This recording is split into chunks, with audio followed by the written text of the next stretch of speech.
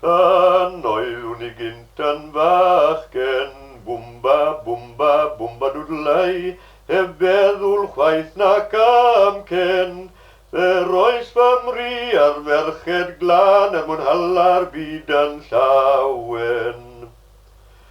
O'r diwedd mi briodes, bwmba dwdlai, ar lan a fercha weles. Fe fiasen wes I mi wirddin byw briodi a gwyddeles.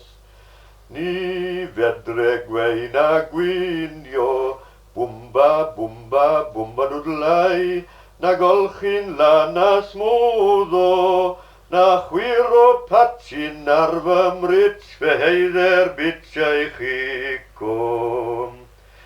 Ni fedre derwyn da fe, bwmba dwdlai, na medru cwiro sane, ond un peth fedre I neitha da, sef gweitho twmplin sfale.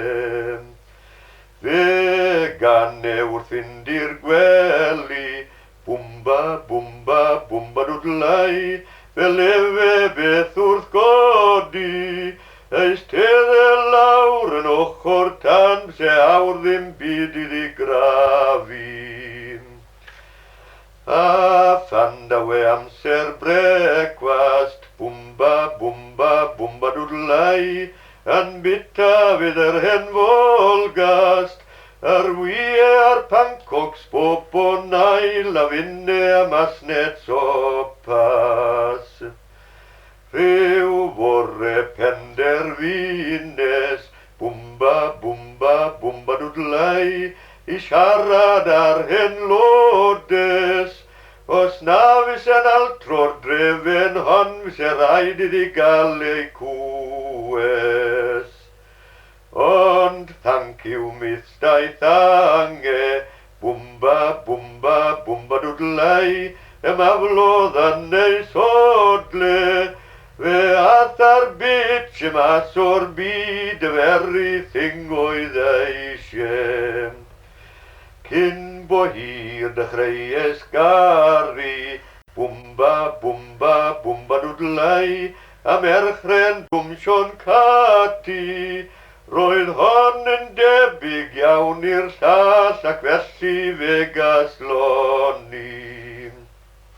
Priodi wnes I wedyn, bwmba dwdlai, ar hen sian fwyn o'r felin. Yr oen i'n byw, mae'n eitha gwir, mor hapus a doedd erin.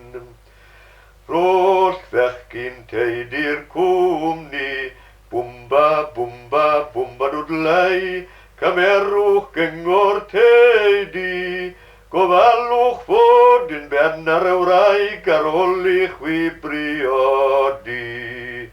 Bwmba dwdlai, bwmba beio, gofalwch fod yn ben ar y wraig ar ôl i'ch wy briodi.